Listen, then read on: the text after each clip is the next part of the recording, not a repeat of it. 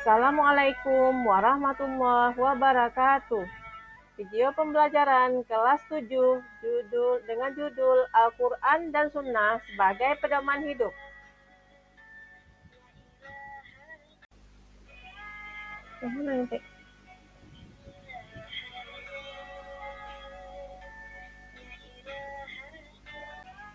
Tujuan pembelajaran: melalui pembelajaran tutor sebaya, kalian dapat membaca Quran Surah An-Nisa ayat 59 dan Quran Surah An-Nahlu ayat 64 sesuai kaidah ilmu tajwid, khususnya hukum bacaan alif lam samsiah dan alif lam qamariyah.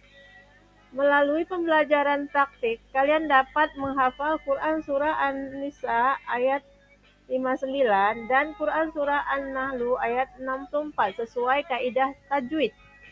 Melalui pembelajaran inquiry, kalian dapat menjelaskan kandungan Quran Surah An-Nisa ayat 59 dan Quran An-Nahlu ayat 64 tentang kedudukan hadis terhadap Al-Quran, sehingga dapat menampilkan perilaku semangat dalam mengamalkan Al-Quran dan hadis. Melalui pembelajaran berbasis produk, kalian dapat membuat karya berupa peta konsep definisi hadis dan fungsinya atas Al-Quran dalam Simple Mind Life.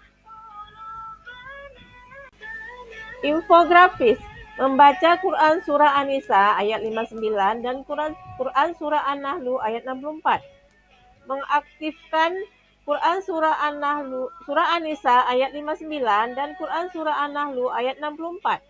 Menerapkan bacaan alif lam samsiah dan alif lam qamariyah.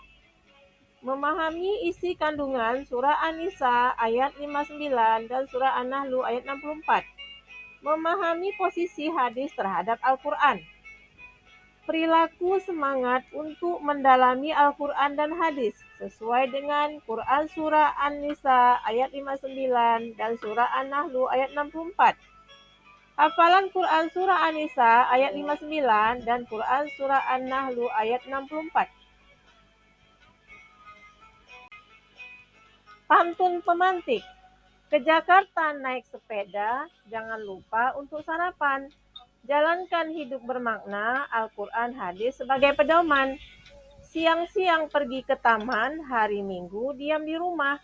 Dengan Al-Quran hidup akan aman, dengan hadis hidup akan berkah.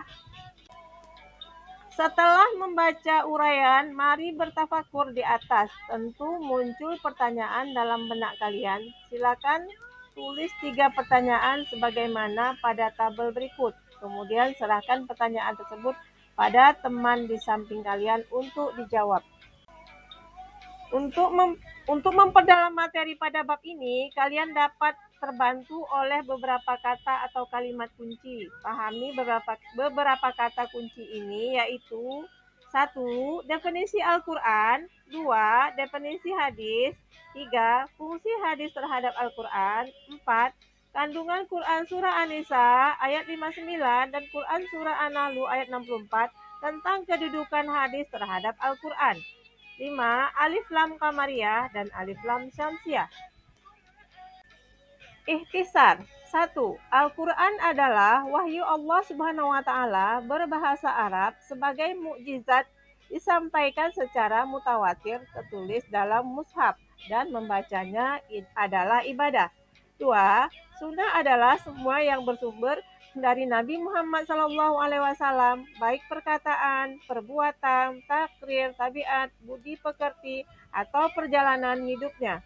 3. Hadis adalah perkataan, perbuatan, dan takrir yang bersumber dari Nabi Muhammad SAW. Ada pula ulama yang menyamakan sunnah dengan hadis. 4. Kabar adalah sesuatu yang berasal atau disandarkan kepada Nabi dan selain Nabi. 5. Asar adalah sesuatu yang disandarkan sahabat dan tabi'in. 6. Fungsi sunnah adalah menetapkan dan memperkuat apa yang telah diterangkan di dalam Al-Quran, menafsirkan terhadap ayat-ayat yang masih mutlak dan memberikan pengkhususan terhadap ayat-ayat yang masih umum.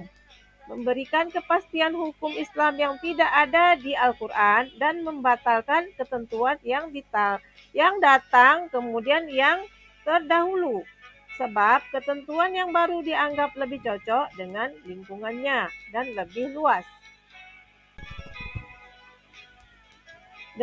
Demikian pembelajaran kita pada hari ini. Assalamualaikum warahmatullahi wabarakatuh.